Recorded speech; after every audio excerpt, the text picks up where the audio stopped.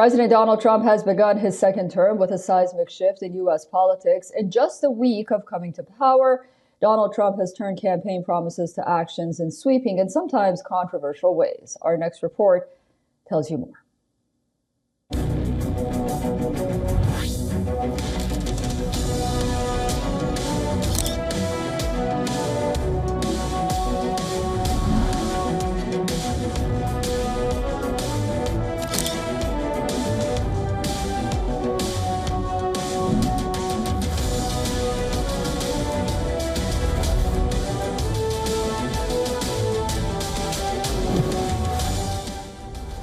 Donald John Trump, do solemnly swear.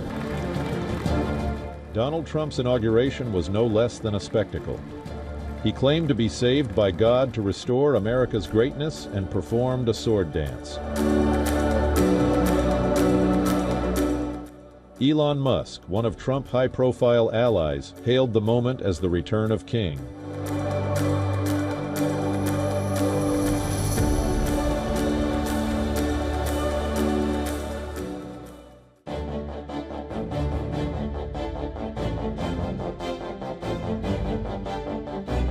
Trump began his day one in office by signing a record-breaking number of executive orders, surpassing any president in history. He declared national emergency at southern border and launched the largest ever deportation scheme.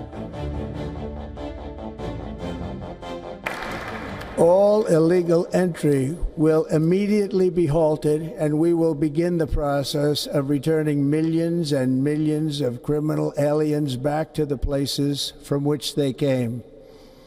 We will reinstate my Remain in Mexico policy.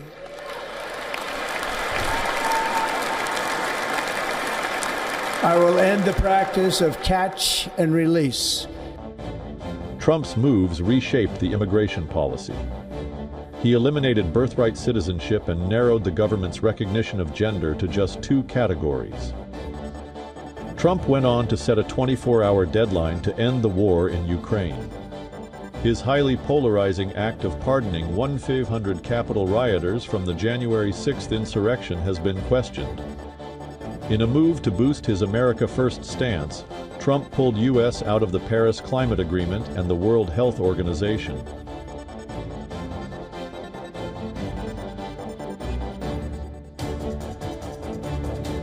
On his day 2, Trump signs an executive order to temporarily suspend all U.S. foreign assistance programs for 90 days.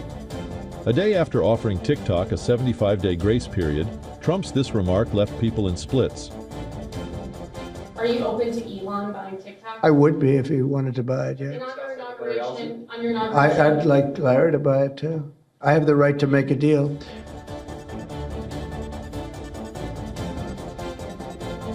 On his day 3, Trump held phone call with first foreign leader Saudi Crown Prince Mohammed bin Salman, indicating his priorities.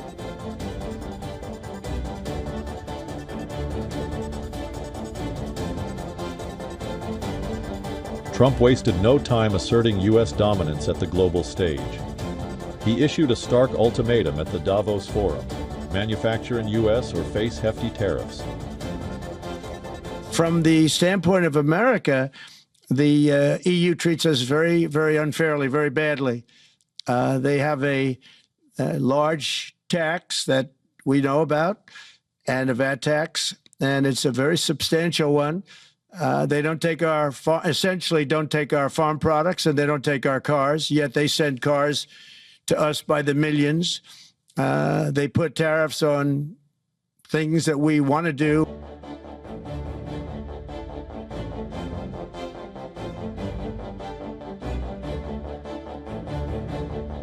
Trump signaled a potential breakthrough in nuclear arms control.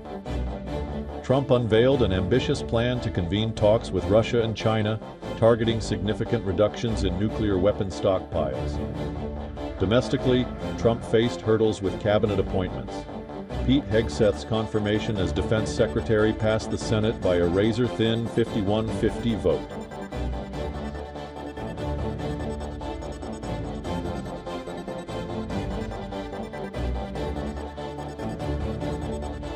On his day 7th in office, Trump floated a plan to clean out Gaza. He urged Egypt and Jordan to take Palestinians from the territory in a bid to create peace in West Asia.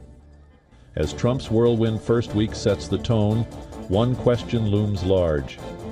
Can Trump 2.0 achieve promised transformation, or will it crumble under the weight of its own contradictions?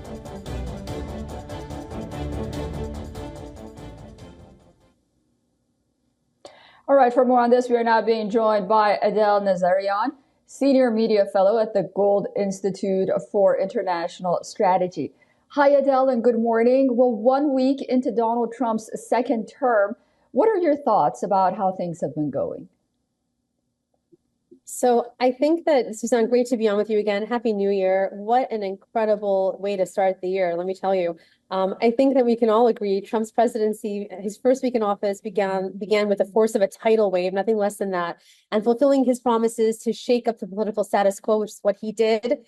His first week, of course, in office was nothing short of groundbreaking, definitely embodying America First agendas through rapid, decisive action. I mean, you can say he's part CEO, part, disruptor, and it's all calculated disruptions. That's the difference here. And what we have here is Trump 2.0. He has absolutely learned from the lessons of his first term. He is doing everything that he wanted to do the first time with even more fortitude, with even more knowledge and wisdom behind him. And I think that it was a shakeup to the global order. And it's a way to let the world know and America know that he has America's interests at stake, first and foremost. And by extension of that the rest of the world, I think globally, there's going to be a lot of different countries who are going to be thanking Trump. And of course, others that are going to be reeling from his decisions. Of course, Cuba, one of them, being relisted as a sanctioned country, for example. So definitely nothing short of, no surprises here. But I think everyone's feeling it in the gut now that Trump is back. It's interesting. I was talking to some New Yorkers by the subway station, and they were saying they even feel safer just going out and about. And New York, it's a sanctuary city. It's, not that close to the Trump White House, but nonetheless, people are feeling it across the country. I totally agree.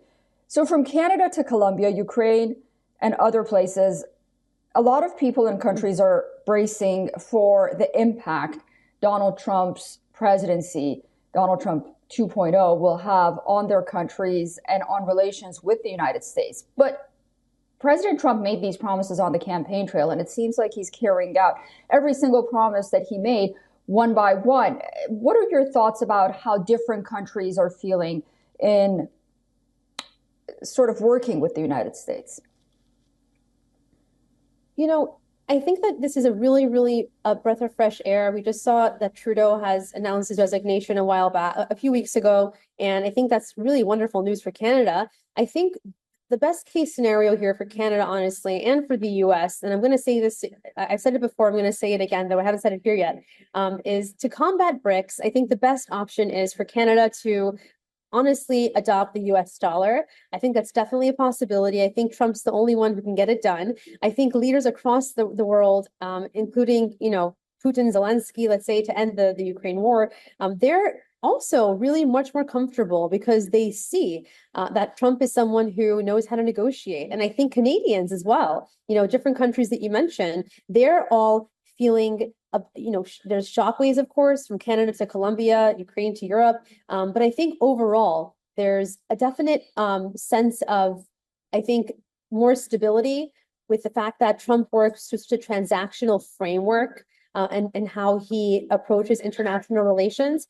And I think everyone, including other world leaders, are tired of putting, policy over the actual implementation. And I think that's why, even though it might be uneasy or uncomfortable for some world leaders, they can't help but respect the fact that he's actually someone who gets stuff done, doesn't take 4 years and just talk fluff, basically. He's an executive with implementation capabilities.